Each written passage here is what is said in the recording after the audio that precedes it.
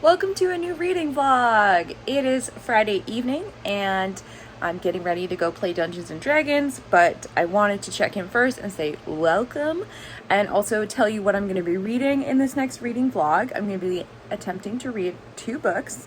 First one is a reread, and that's Joyland by Stephen King. And this is for my Stephen King book club, and this is our monthly pick for August. We figured it would be a good end of summer read, and I'm pretty excited to dive back in. I haven't read this since it came out a couple of years ago, so I don't really remember anything about it. Second read is a library pick, and it's The Lost Village by Camilla Sten.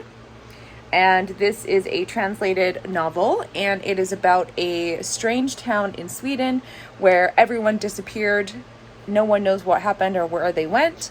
And in the future, we have a young woman who is going to make a documentary about the village, try and figure out what happened. She had, I believe her great-grandparents actually disappeared during that crazy disappearance. So she has like a little bit of a family connection.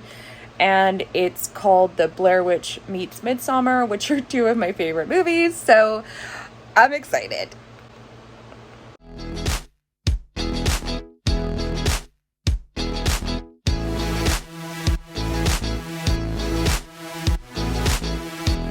That works? No. Why does it never work? There you go. It works, yeah.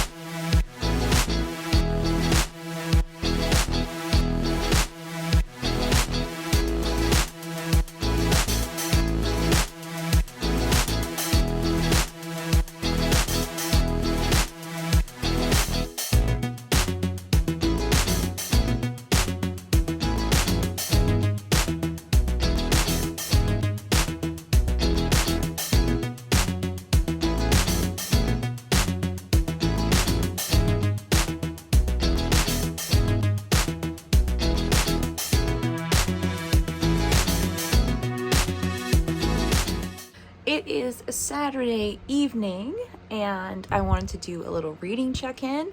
I'm on page 68 of Joyland, and Stephen King book, so it usually takes a while for things to get going. Right now we're just learning about all the characters and the backstories, and Joyland is about a young man who is on his summer break from college, and he gets a job at a little theme park on the pier called Joyland, and I can't really remember what happens next, so I'm intrigued to read it. I am also 98 pages into The Lost Village, and I am enjoying it immensely. It has pretty much everything I like in a horror book. We've got our eco-horror, it's set in a village where everyone disappeared suddenly and no one knows why. It's got mixed media. Story set in the present, it's set in the past, there's letters, it's a documentarian who is investigating this abandoned village. It's like everything I like, and this one is still also just getting going, but there's been some creepy stuff so far, so I'm really enjoying it. Earlier today, me and Mitch also went to the candy room. We haven't been there since before the pandemic, and they did not disappoint because they never do. And we got a lot of candy.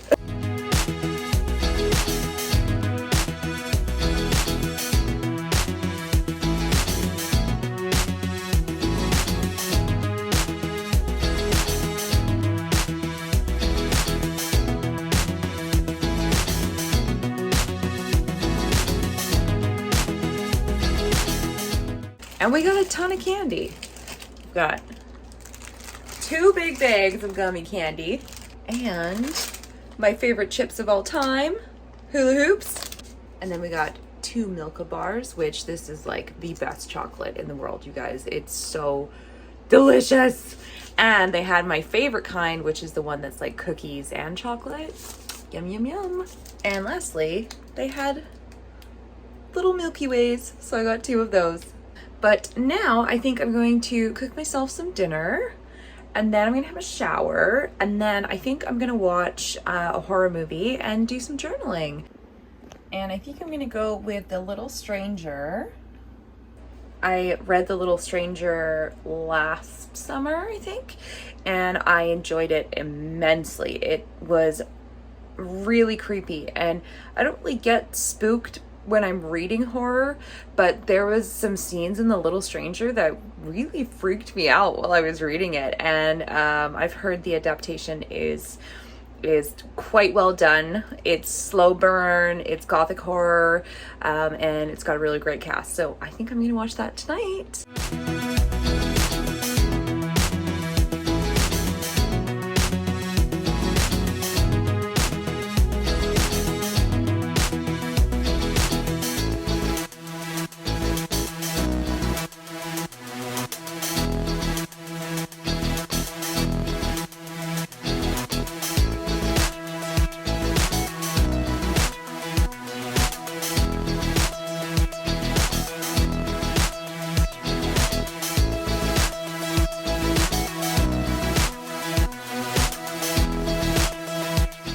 So the scene in The Little Stranger that scared me the most was this nursery scene. And it just happened in the movie and it was so scary. Like, they did such a good job. It was so fucking scary that like my dishwasher clicked like it was done, because it was done, and I actually screamed. I must say I'm immensely enjoying the movie. They're doing a great job so far.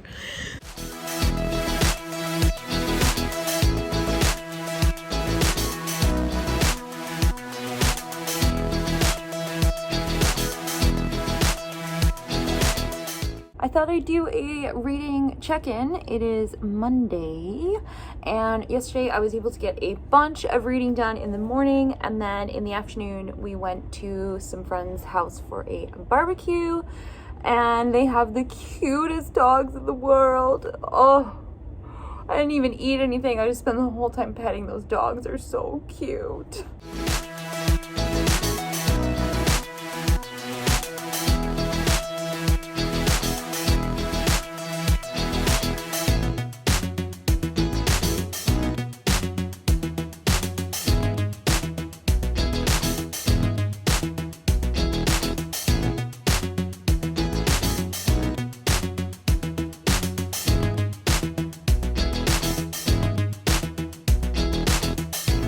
But reading updates. I am almost done The Lost Village. I think I have like maybe 40 pages left. And I'm really freaking curious to figure out how this ends. I have been enjoying it. I will say it hasn't blown my socks off. It's pretty creepy. There's been some twists and turns. Some I predicted, some I didn't. We haven't really gotten any answers yet, and I wonder if in the next 40 pages we will get the final reveal, and perhaps it will be amazing and I will love it. But right now I would say it's probably a 4 out of 5. I'm enjoying it, I'm having a good time, I'm creeped out, but I'm not like, holy shit! Joyland by Stephen King. I got about halfway through yesterday, and I mean, it's just the perfect book for the end of summer, really. It's about this guy, Dev, who on his college summer break, he goes to work at an amusement park. When he gets to the end of summer, he realizes that he would like to stay on for the fall and maybe take a year off from school because he's dealing with some heartbreak and he's trying to figure out, where he wants to go in his life.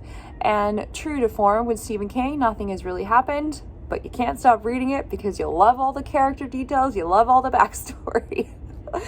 Right now, we've just sort of entered the fall and Dev is kind of, working alone at the theme park, and there was a murder of a young woman that took place a couple of years ago, and it says that her ghost haunts the haunted house ride, and I can't really remember what happens at all. It's like I'm reading it for the first time. So I'm intrigued to figure out what that has to do with anything. Is it a ghost? Is it the murderer? I can't remember. But I'm loving it. I love all the characters. I love the scenery. I love the backstory. I love Stephen King. All right, this is the end of this reading vlog because last night I finished The Lost Village and today I finished Joyland. So to wrap things up, The Lost Village I ended up giving a 4 out of 5 stars. I liked the little twist at the end, but it wasn't enough to blow my hair back. I'm glad I read it. It was creepy. I love an abandoned, creepy ghost town, and I love a mystery.